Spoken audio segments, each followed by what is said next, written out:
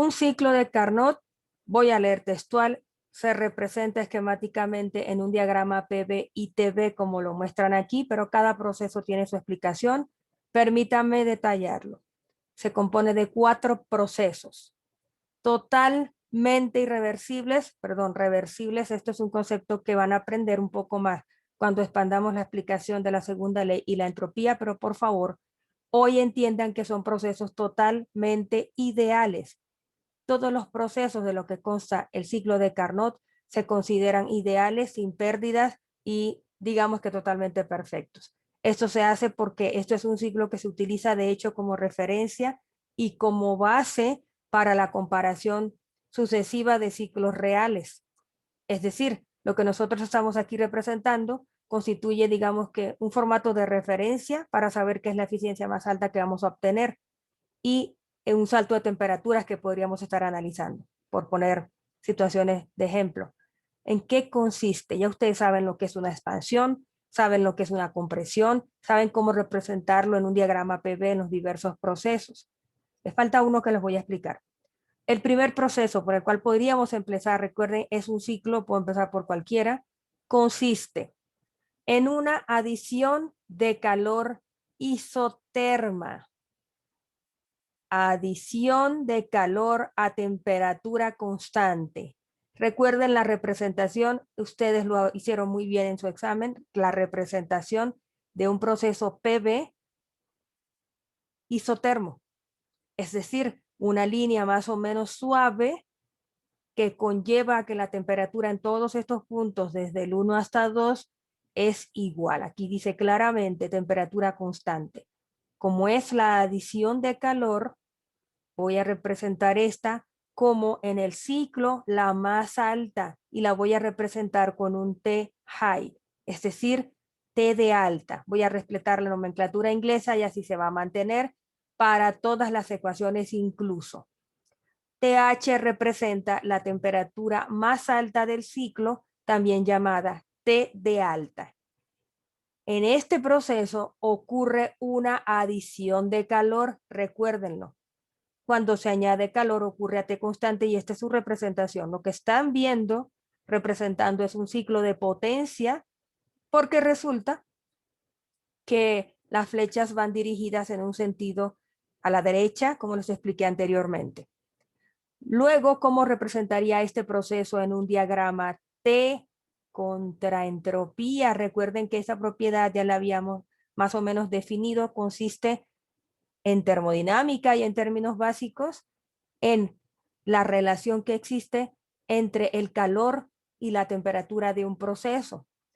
Les comento, la entropía va a aumentar si se añade calor al sistema y la entropía va a disminuir si se retira calor del sistema. Por ejemplo, esta flecha que anuncia que hay un Q-out o enfriamiento hace que la entropía del sistema disminuye porque el calor está disminuyendo.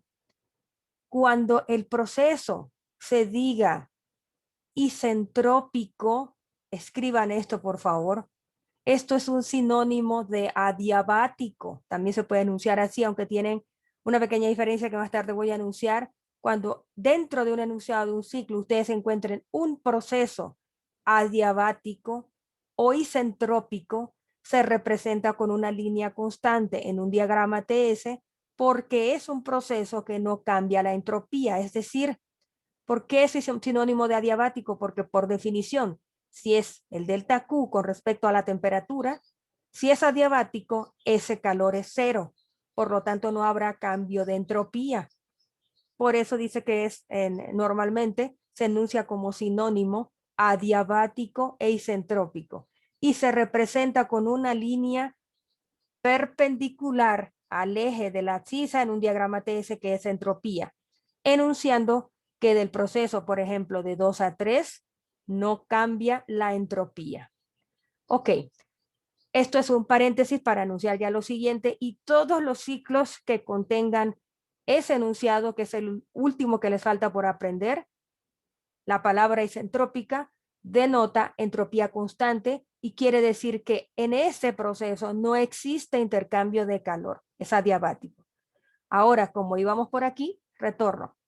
Del 1 hasta 2, recuerden, adición de calor a temperatura constante.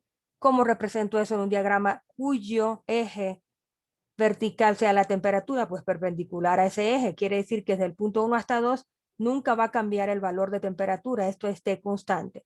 Así ya tenemos el primer proceso. Luego, de 2 a 3 viene el otro proceso. Consiste en una expansión isentrópica. Miren la palabra que estábamos explicando aquí.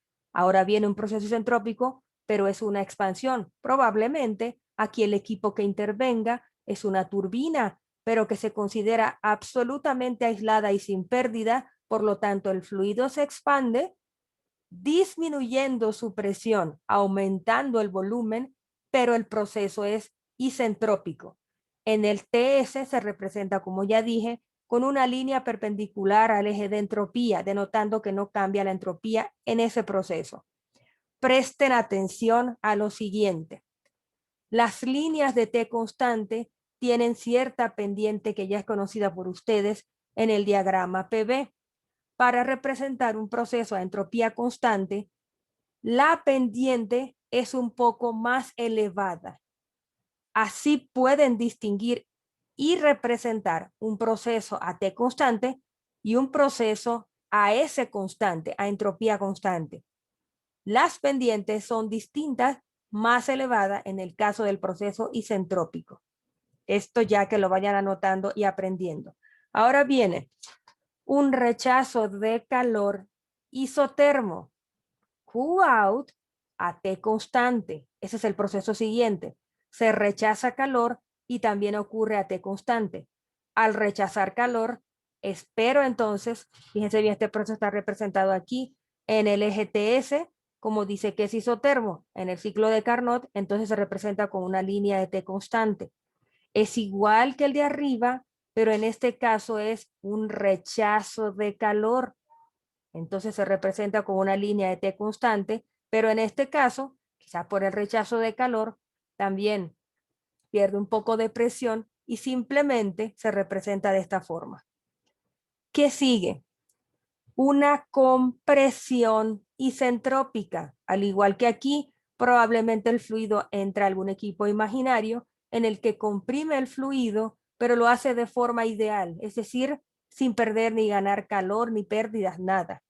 Se representa de nuevo como un proceso de entropía constante, perpendicular aquí en el TS, al eje de la abscisa, y aquí se representa con una disminución de volumen y un aumento de presión. Repito, a manera de resumen, esta es su clase de ciclo de Carnot. Una expansión a T constante, otra expansión a S constante, una rechazo de calor, disculpen, a T constante, pero que al fin y al cabo también es una compresión. Por favor, noten los valores o las representaciones de presión y volumen. Disminución de volumen, aumento de presión, pero de forma en que la temperatura es constante. Aquí se rechaza calor. Y luego viene la compresión isentrópica. Dos expansiones, una isoterma, otra isentrópica, dos compresiones, una isoterma, otra isentrópica, de tal manera que es como si pintaran un cuadrito y lo estiraran en un PV, pero la representación en un TS es un cuadrado casi perfecto, digo, un rectángulo perfecto, es decir, dos procesos a T constante. De esta forma se añade calor, de esta forma se rechaza calor a T constante, produciendo entonces un incremento de entropía porque le estoy añadiendo calor, y dos procesos que ocurren a ese constante. Uno disminuye la temperatura y el otro aumenta la temperatura. Aquí ocurre una compresión en el último proceso y en el segundo ocurre una expansión. Forma de representar un ciclo de Carnot en un TS, un rectángulo que consiste de dos isotermas y dos isentrópicas.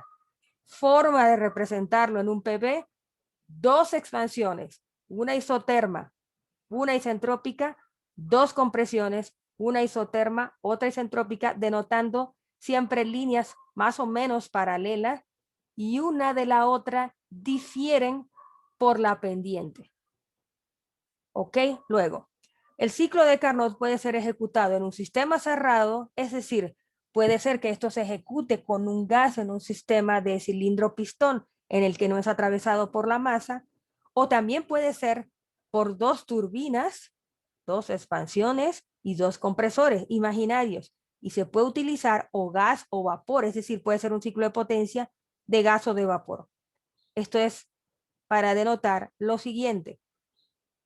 Es dificultad para mis estudiantes, por lo que he escuchado antes, imaginarse un proceso en el que se añada calor sin que aumente la temperatura. Por ejemplo, para abrirles la mente, permítanme devolverme y recordarles lo que ya hemos visto varias veces en estos diagramas que denotan un ciclo de potencia. Fíjense en los equipos que lo pueden conformar: una turbina, un condensador, una bomba y un boiler. Estos equipos funcionan a presión constante, es decir, el calentador y el condensador funcionan a presión constante. Y recuerden el domo de saturación. ¿Cómo ocurre la evaporación en una sustancia pura? Ocurre a T constante. Y recuerden siempre que le estamos añadiendo calor para provocar el aumento de energía y que esa sustancia pase de líquido a vapor, explicado muy a detalle en su clase de sustancias puras. Luego, en el proceso de condensación, también la sustancia viene como vapor saturado y el paso de vapor a líquido se da a presión constante. Dentro del domo, recuerden que presión y temperatura van siempre de la mano, son propiedades dependientes. Así que el proceso de evaporación ocurre a T constante, aunque le añada calor, y el proceso de condensación ocurre a T constante, aunque le esté sacando calor, es decir, aunque lo esté enfriando para poder obtener justamente esa condensación, pasar de vapor a líquido. Aquí lo caliento, aquí lo enfrío, y ambos procesos ocurren a T constante. Ahora, ¿qué pasa en la turbina? Viene un determinado estado, por ejemplo, vapor sobrecalentado, entra a la turbina, produce potencia y al fin y al cabo este fluido sale con una presión menor y quizás con un cambio de volumen. Esto aquí podrían imaginarse el proceso de expansión isentrópico, es decir, que esté perfectamente, que este sea un equipo perfecto, por decir algo, que está totalmente aislado y no permite entrada ni salida de componentes y no hay pérdidas por fricción. Eso denota un proceso isentrópico, pero que a la vez deja expandir el fluido. Y ese podría imaginarse como el proceso de la segunda expansión en un ciclo de Carnot. Imagínenselo entonces así. Qin, adición de calor a temperatura constante, esta es la primera. Expansión a entropía constante, es decir, isentrópico ideal, adiabático. Compresión a temperatura constante o Qout, rechazo de calor a temperatura constante. Y finalmente, recuerden que aquí de todas maneras hay un cambio de volumen y se puede considerar una compresión. Y finalmente otra compresión, pero esta vez a entropía constante. Aquí pueden ver el ciclo de Carnot, por eso dicen que puede ser gas o vapor. Y en este caso que les estoy mostrando es el ciclo de potencia. Visualicen los procesos de esta forma para que entiendan cuándo puede ocurrir un proceso de adición de calor a T constante y un proceso de rechazo de calor también a T constante. Estos son los 4 procesos del ciclo de Carnot. ¿Qué debo saber además del muy nombrado ciclo de Carnot? Es el ciclo más eficiente que se puede ejecutar entre una fuente de calor a una temperatura de alta llamada T-high o TH y un sumidero a temperatura TL o T-low. Y su eficiencia térmica se expresa, esto anótenlo, bien grande en sus apuntes. La eficiencia de un ciclo de Carnot, que va a tener su correspondiente explicación y deducción, lo próximo, es 1 menos T de baja dividido entre T de alta. Típico. Un concepto sumamente conocido de termodinámica y que van a aplicar ustedes al absurdo. Por si acaso, les leo textual A ver si las ideas complementan otras cosas. El valor real del Carnot, del ciclo de Carnot, es un estándar. Como les comenté, es como si ustedes pusieran una referencia. Este va a ser mi base. Entonces, ¿qué hago con esa base? Se pueden comparar los ciclos reales o incluso los ideales, pero que no sean de Carnot. La eficiencia térmica del ciclo es una función de temperaturas. Esto es lo otro que hay que saber del ciclo de Carnot, que su eficiencia está dada por temperaturas. Entre la fuente, ¿qué es fuente? ¿Qué es eso? Me devuelvo otra vez. Fuente se denomina, aquí está, como aquí dice la palabra source en inglés que dice fuente de energía, es de donde extraigo el calor. Su fuente probablemente pueden imaginarla como un horno o algo que simplemente sea capaz de suministrar calor, por ejemplo, el propio eh, hogar del combustible, y aquí el rechazo de calor, que es el sumidero, puede referirse simplemente a lo que cómo se obtiene este enfriamiento, bien sea que aquí el fluido que enfría la tubería que viene es del agua, por ejemplo, o el medio ambiente, si está expuesto al aire. Nuestro sumidero puede ser cualquier cosa que se use para enfriar el fluido que pasa a través de esta tubería, que se presenta aquí en varios colores. Entonces, por favor, relacionen fuente a la parte alta de nuestro ciclo, es decir, lo que proporciona calor, y sumidero es aquello encargado o donde se rechaza el calor. ¿De dónde proviene y hacia dónde va? Algo así. Eso se relaciona con fuente y sumidero. Ahora, permítame repetir, la eficiencia térmica del Carnot es una función de temperatura entre la fuente y sumidero, y la relación de eficiencia térmica para el ciclo de Carnot es importante. La eficiencia térmica aumenta con un aumento en la temperatura promedio a la cual se suministra calor. What? Esto es lo siguiente. Matemáticamente, y está fácil, si esta parte aumenta, esta fracción, aquí dice, si aumenta la temperatura promedio a la cual se suministra calor, ¿cómo se llama eso? T de alta o T height. Si esta es más alta, matemáticamente aprecien lo que puede pasar con la fracción. Esta parte se va a hacer más pequeña, esta fracción, y finalmente 1 menos algo más pequeño hace que el total aumente. O con una disminución en la temperatura promedio a la cual se rechaza calor. ¿Cómo se llama eso? TL. Esta es la temperatura del suminero o temperatura de baja del ciclo. Si esta la bajo, también baja la fracción. Esto es 1 menos algo más pequeño y el total termina siendo más alto. Lo que está en rojo es porque es importante, obviamente. Recuerden los conceptos relativos al ciclo de Carnot y que la eficiencia puede calcularse en términos de temperatura. ¿Y de dónde sale la expresión? Muestre que la eficiencia térmica del ciclo de Carnot, operando entre dos límites de temperatura llamados T de alta y T de baja, es una función exclusiva de estas dos temperaturas. Aquí se representa su cuadrito perfecto, como les digo, dos isentrópicas, dos isotermas, con su respectiva flecha de adición de calor y rechazo de calor, indicando que las entropías, escuchen bien, D2 y D3 son iguales, y de S1 y S4 son iguales. ¿Cómo podemos demostrar entonces esto? A ver, primero y principal, ¿cómo se calcularía el calor de entrada en este diagrama? El calor de entrada, por definición del delta entropía, tengo entendido que es el calor entre la temperatura. Por definición de delta entropía, entonces sería, ya despejando de aquí el calor de ese término, de esa ecuacioncita de 3 términos, sería la temperatura a la cual ocurre esa adición de calor multiplicada por el delta de S. La definición de la que estamos hablando, aquí con calmita, se la recuerdo. El delta de entropía se calcula entre dos puntos, por ejemplo, 2,1, calor entre temperatura. Mejor dicho, delta de Q. Puedo poner también la nomenclatura literal. Recuerden esta, por favor, siempre. Entonces, ¿qué estoy haciendo yo? Sacar, si tengo el delta S, o en función de delta S, mi calor va a ser temperatura multiplicado por el delta de S.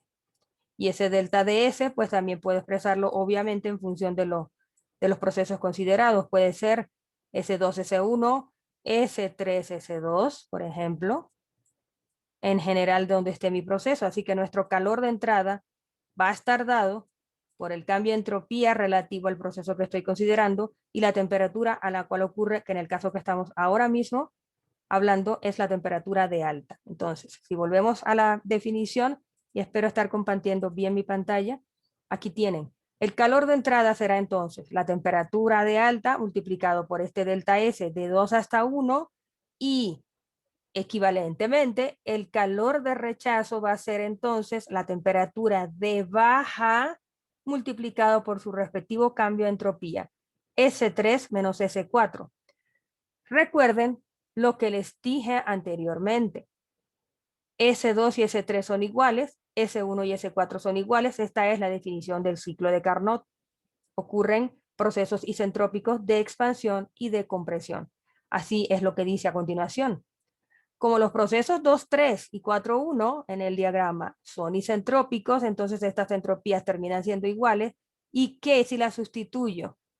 Si sustituyo estos deltas, S3 va a ser igual a S2, es como si pusiera S2 aquí, y S4 es S1, o sea que estos términos, al final estos deltas son iguales, y aquí está la demostración. Es decir, ahora mismo estoy solamente definiendo esta parte de los calores en función de las entropías y ya sosteniendo que, debido a esto, estos deltas que acompañan a las definiciones son iguales. Ahora, por favor, recuerden esto siempre. Eficiencia de cualquier ciclo termodinámico, la famosa eficiencia térmica, conceptos fundamentales. Esa eficiencia térmica, así denotada, siempre va a ser lo que les comentaba del área encerrada en un PV por la resta de los trabajos de expansión menos compresión, se llama trabajo neto y que también puede ser sacado como el área bajo la curva del TS, recuerden ese, siempre será lo que obtengo en un ciclo de potencia, obviamente, estoy definiendo esa eficiencia para un ciclo de potencia, entre lo que requiero. Y lo que yo requiero para hacer operar un ciclo y que produzca potencia es un calor de entrada, como bien estamos repasando ahora mismo con el ciclo de potencia que les mostré. Si esta es la definición de un ciclo termodinámico, es lo que sigue para terminar de entender de dónde sale esa expresión de temperaturas en un ciclo de Carnot. Quiere decir que yo puedo poner aquí el trabajo neto. Ojo con esto, yo se los voy a detallar, este paréntesis. ¿Qué es trabajo neto? Recuerden, en el propio ciclo TS, ahorita incluso se los puedo mostrar, va a ser Qin menos Qout. Todo esto tienen que anotarlo al detalle porque también es pregunta obligatoria de interrogatorio. Dividido entre Qin. Esto es por definición de trabajo neto. Recuerden cuando hicimos el sistema, todo el ciclo y sacamos las flechas de entrada y salida, quedó que el trabajo neto era igual también a la resta de los calores en un ciclo. Calor de entrada menos calor de rechazo. Perdonen, aquí es Qout, que se entienda bien. Ahora, ¿qué pasa? Eso es término común, les queda 1 menos la relación de Qout o calor de rechazo entre el Qin. Aquí está. Y eso es lo que entonces está puesto aquí ya de una vez simplificado. Recuerden la expresión de trabajo neto, resta de calores, al final la puedo expresar de esta forma. ¿Y qué es Qout? Aquí está TL por un cambio de entropía y el Qin también es TH por un cambio de entropía. Como quedamos en que estas dos deltas son iguales, porque son procesos isentrópicos, entonces esto se simplifica de la ecuación de eficiencia térmica, quedando entonces o sobreviviendo solamente la relación de temperatura de alta con la de baja. Y así es como entonces se explica que la eficiencia térmica del ciclo de Carnot sea función exclusiva de sus temperaturas de operación.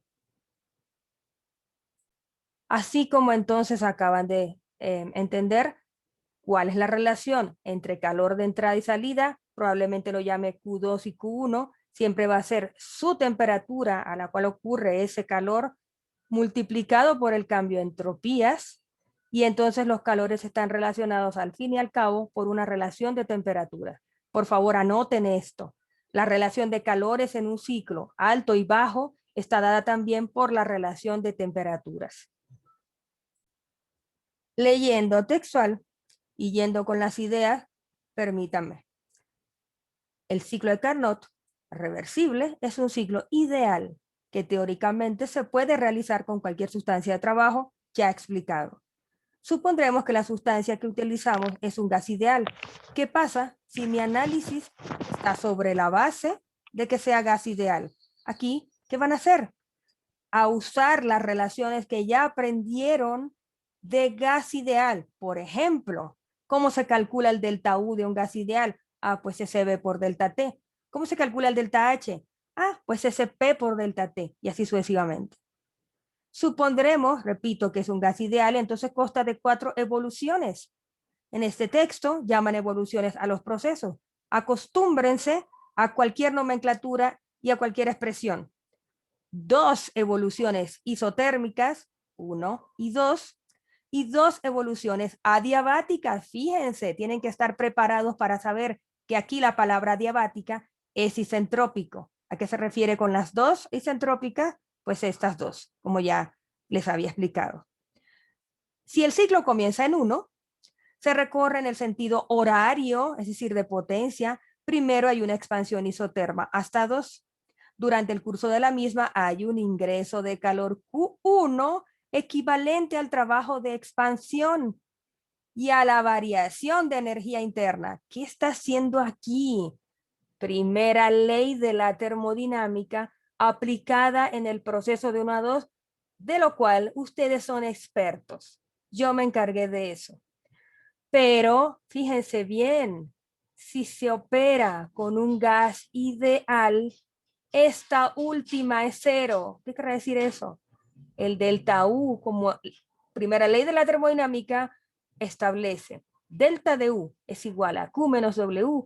Entonces aquí podrá haber un trabajo de expansión dado por el cambio de volumen, pero el delta U va a ser CB por delta T. Entonces, al no haber delta T, el delta U es 0. Perfectamente aquí explicado, y ahora yo sé que ustedes lo pueden entender porque acaban de presentar ese parcial. Listo. Ahora, ¿qué pasa? De 2 a 3 hay una expansión adiabática. Acostúmbrense a cualquier término isentrópica o adiabática. O sea que el trabajo producido por la expansión del gas proviene de la disminución de energía interna. Otra vez, primera ley de la termodinámica. Delta U es igual a Q menos W. Pero como Q es 0 porque es isentrópico o adiabático, entonces queda que el trabajo es igual al delta U. Esto es literal lo que van a usar para la solución de los ejercicios, cada explicación que estoy diciendo. Si no toman en cuenta que en el proceso isotermo de los ciclos de Carnot del delta U es 0, pues simplemente van a gastar unos segundos que pudieran ser preciosos para la solución de su ejercicio. Directamente delta U es 0.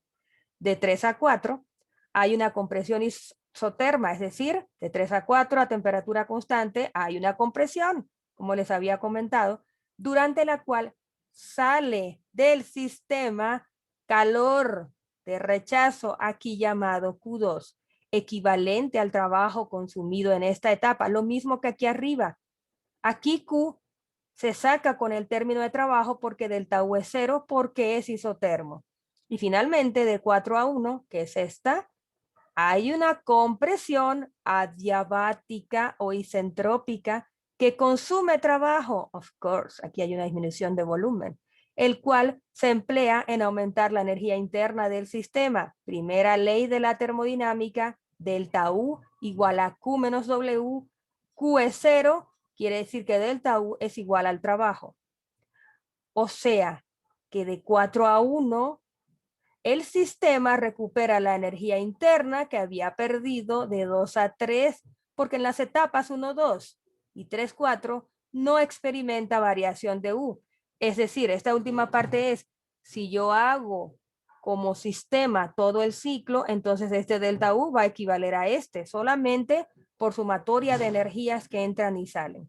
Tal como está operando el ciclo en el croquis, lo hace como un motor. Ahora son capaces de entender esta frase. Lo hace como un motor porque se llama motor térmico, aquello que puede producir potencia, haciendo un ciclo termodinámico. Qué belleza de texto, cuánto conocimiento hay aquí, cuánta base de termodinámica para poder entenderlo. Por eso estamos aquí en este punto, por eso el ciclo de Carnot viene después de todo lo que han aprendido en procesos termodinámicos. Ok, repito esta frase que me gusta mucho, tal como está operando el ciclo en el croquis, lo hace como un motor, o sea, produciendo trabajo. El trabajo neto es positivo, es decir, PB, área bajo la curva de todos los trabajos de expansión, área bajo la curva de todos los trabajos de compresión, solo esta. La resta de las dos va a dar este espacio aquí encerrado, que es el ciclo, y es positivo porque estos trabajos tienen mayor magnitud que los de compresión. Es decir, esto menos esto de abajo da algo positivo. Y es esto que se llama trabajo neto en un PB. Como el único calor que intercambia con el medio es Q1 y Q2, el trabajo neto es evidentemente Qin menos Qout. Qin menos Qout da el trabajo neto del ciclo, también visto en un diagrama TS. Recuerden esta letra en negrita, por algo está en negrita. Haciendo todo esto, así, una línea punteada, siendo el ciclo todo el sistema, imagínense que esta sea la misma línea punteada, este cuadrito, ustedes tendrán 4 flechas. Win, entrada. Win, trabajo de entrada. Estas son las entradas. Es igual, balance de energía, a Wout más Qout. Rearreglando ese balance energético en el ciclo completo, van a tener que Qin menos Qout es igual a Win menos Wout. Esto es balance de energía aplicado a todo el ciclo como un sistema. Aquí está, frontera del sistema. Así pueden entender esta última frase tan esencial y tan fundamental para entender los ciclos termodinámicos. Con esto he terminado la explicación del ciclo de Carnot.